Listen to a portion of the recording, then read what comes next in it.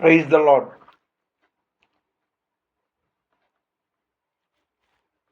ఈరోజు ప్రపంచ మహిళా దినోత్సవం. ఎందుకంటే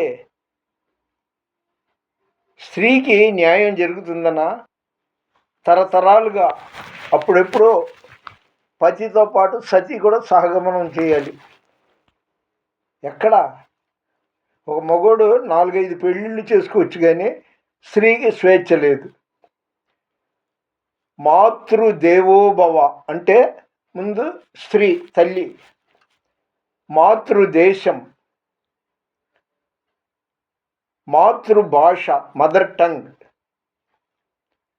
మాతా పిత గురు దైవం.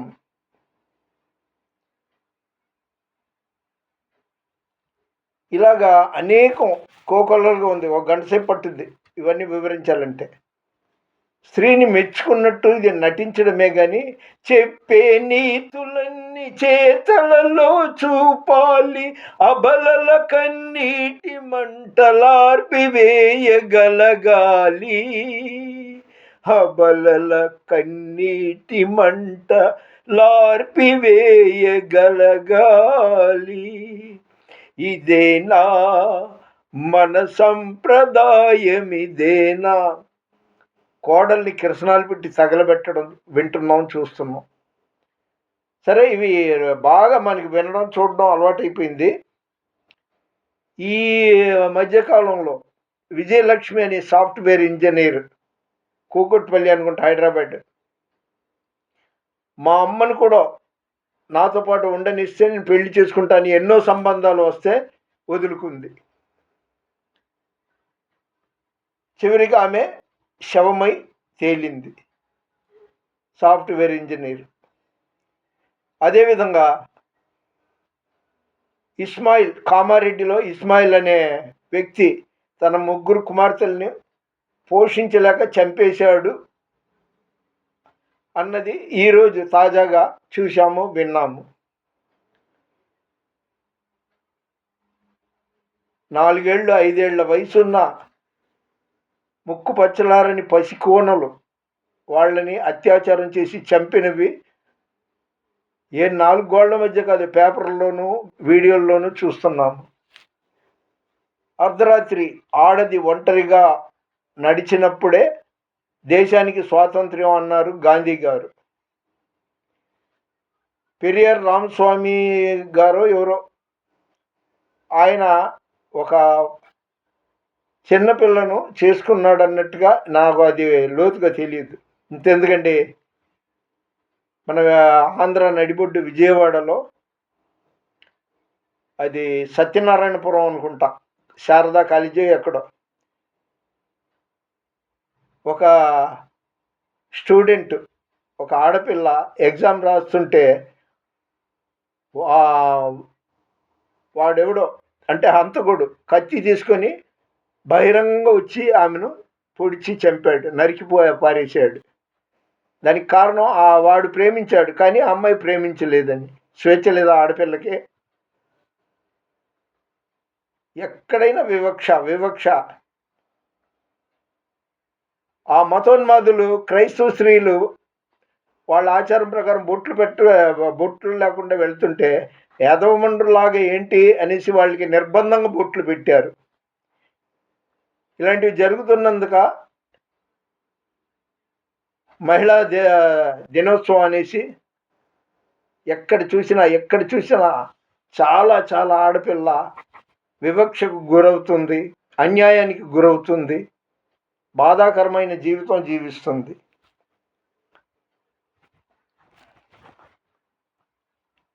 సుమారు 30 ఏళ్ల క్రితం అనుకుంటా, విజయవాడ 1 టౌన్లో ఒక మైనర్ బాలిక సాక్షాత్తు ఆ రోజు సాంకేతిక సహాయ విద్యాశాఖ మంత్రి గారి ఇంటి సందులో పట్టపగలు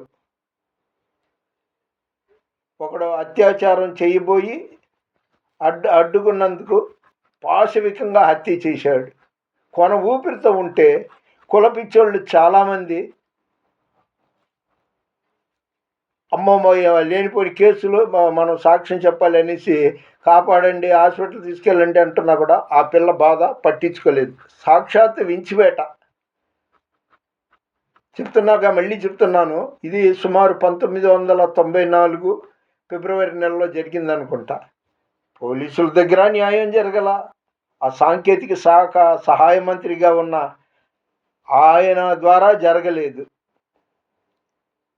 ఇలాగా అనేక చోట్ల జరుగుతుందండి. ఒక సత్యనారాయణపురం కాలేజీలో ఎగ్జామ్ రాస్తున్న ఆడపిల్ల అనే కాదు, 30 ఏళ్ల క్రితం ఆడపిల్ల అత్యాచారం జరపబోయి హత్య చేసిన సంఘటనలు కనబడకుండా ఎన్నో ఉన్నాయి.